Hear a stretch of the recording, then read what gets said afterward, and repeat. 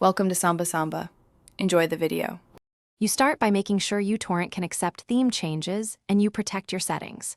Confirm you're running a modern build, then export or copy the Utorrent settings folder so you can restore if needed.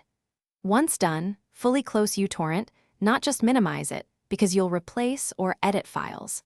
This prevents corruption and ensures changes apply. Make sure you have admin rights on the PC, since you'll modify program files. These steps save time and avoid common setbacks later. Next, you implement the dark visuals by swapping the skin assets. Open the Utorrent install folder and find the skin or theme subfolder. This commonly contains PNGs, CSS-like files, or resource DLLs. Replace those assets with dark theme equivalents, making sure file names match exactly. If Windows blocks overriding, change file permissions or run the file manager as administrator. Once the files are in place, don't launch yet.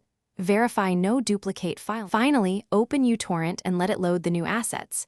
Then go to Preferences and enable custom themes or appearance options if available, because some builds require toggling. Once it's running, adjust fonts or contrast so text remains readable. If icons or panels look broken, clear Utorrent's cache or reset the layout and relaunch. If problems remain, restore your backup and try a different skin. This troubleshooting tip saves time and prevents corrupted installs while you test compatible dark themes.